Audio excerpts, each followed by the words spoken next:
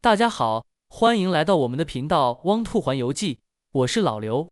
在前几期节目中，我们一起走过了冰酒的起源与历史，探讨了尼亚加拉地区的独特气候和土壤条件，介绍了 VQA 对冰酒的严格要求，也深入讨论了葡萄的种植、采摘、压榨和发酵过程，使我们了解了一颗葡萄如何从播种到变成酒瓶里的液体黄金。那么冰酒究竟为什么如此受欢迎呢？在展开真正的品饮之前，我们需要先了解一件小而常被忽视的事：酒杯。酒杯的功能至关重要，它是我们通过嗅觉和味觉感知葡萄酒复杂性和个性的重要媒介。优质的酒杯能带来卓越的品饮体验和愉悦的回忆，而劣质的酒杯仅仅是为了将酒送入口中。冰酒的味觉魔法，为什么好酒必须配对好杯？也许你会问，一只酒杯真的有那么重要吗？答案是非常重要。酒杯不仅是容器，更是味觉与嗅觉的放大器。合适的酒杯能让你感受到更多香气，让酸度更清爽，甜味更圆润。而不合适的酒杯可能会让同一瓶葡萄酒变得无味、单薄，甚至令人不悦。想验证这点，你可以用2只形状不同的杯子倒入同一瓶冰酒，分别闻香品尝，你会惊讶地发现味道真的不一样。那么酒杯是怎么影响冰酒风味的呢？首先，我们先介绍一下葡萄酒杯。一个标准的葡萄酒杯由4个主要部分组成：杯口 lip、杯碗 bowl、杯梗 stem 和杯座 base。首先，我们来看杯口，也叫 lip。因为这是杯与嘴唇直接接触的地方，杯口的开过程度决定了酒香的释放方向和速度。接下来是杯碗，也就是我们常说的bowl，不仅决定了酒液与空气接触的面积，还会影响酒液在杯中摇晃的方式。杯碗的形状还决定了香气的蒸发路径，轻盈的花香和果香会上升到杯口，而皮革、木香等重香气则留在底部。形状良好的酒杯能让这些香气分层展开，协调释放。第3部分是杯梗，也就是 stem。这个部分让我们可以优雅地握住酒杯，而不碰触杯碗，避免手掌温度影响酒的最佳饮用温度。尤其是白葡萄酒和起泡酒，对温度非常敏感，有一个优雅的杯梗就显得格外重要。最后是杯座，也叫 base， 支撑着整个酒杯的重心。一个稳定的杯座不仅让酒杯更安全放置，也影响整只酒杯的平衡感和手感。然后我们再谈论一下我们的味觉。关于味觉的最广为流传的事实之一是舌头对4种基本味道甜、苦、酸、咸的敏感度分布。虽然这在现代医学中并不准确并受到质疑，但仍被广大葡萄酒爱好者所接受。舌尖对甜味最敏感，而舌根对甜味最不敏感。2. 舌根对苦味最敏感，而舌尖对苦味最不敏感。3. 酸味的敏感度在舌头边缘的中心区域达到最高，而在舌尖处最弱。4. 咸味在所有部位的感知相对均匀，因此我们的大多数味觉感受器甜、酸、咸、苦主要位于舌头和上喉部。葡萄酒在不同形状的酒杯中会呈现出不同的香气和风味，其中涉及多个因素。头部和身体的物理运动与调整是下意识控制的。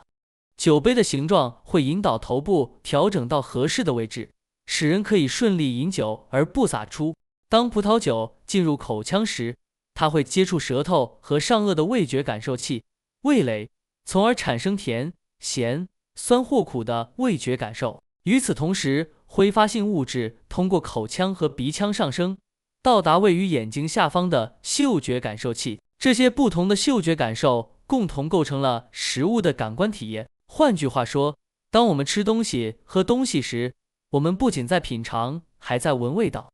味觉和嗅觉的结合被称为风味，而杯口的宽窄会引导你的头部运动方式，从而改变酒液进入口腔的路径。宽口杯让你低头啜饮，酒液从舌尖通过舌头中部进入喉咙，突出甜味，挥发性物质更多通过鼻腔上升。适合酒体饱满、香气浓郁、低酸度、低甜度葡萄酒。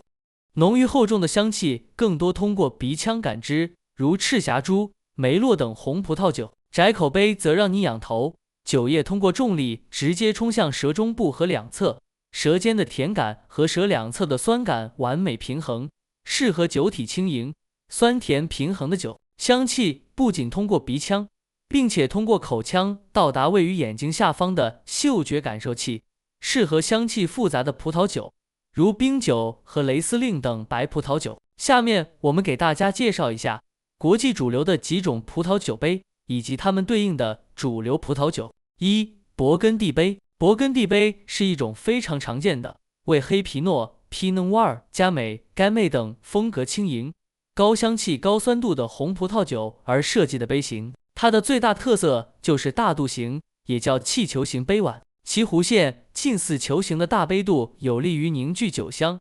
当你摇晃酒杯时，香气就会迅速释放，并且凝聚在杯口。因为黑皮诺属于高酸度红酒，稍短的杯身和近似三角形的收窄的杯口，又能引导酒液快速入口后迅速散开至舌两侧，让人们充分感受酸度。2. 波尔多杯。波尔多杯是最常见的一种红葡萄酒杯，适合品鉴赤霞珠、Cabernet Sauvignon、马尔贝克、Malbec、希拉、Shiraz 等酒体饱满、单宁丰富的红葡萄酒。与勃艮第杯相比，它的杯碗更窄，杯身更长，这是因为像赤霞珠这样的酒体饱满、单宁丰富的红葡萄酒需要更多的与空气接触，杯子上方更多的空间给葡萄酒提供更多的空气，也给葡萄酒可以提供足够的摇杯空间，有利于酒液与氧气接触，达到软化单宁的效果。另外，它的直肠身形可以更快更均匀地将酒液引向口腔，让品鉴者更全面地感受这种酒体饱满的葡萄酒的冲击力。3. 霞多丽杯。霞多丽杯的形状类似于波尔多杯，但是尺寸要小巧一些，没有给葡萄酒更多的顶部空间。这是因为霞多丽白葡萄酒以及桃红酒通常酒体更轻，且本身拥有更富裕的花香。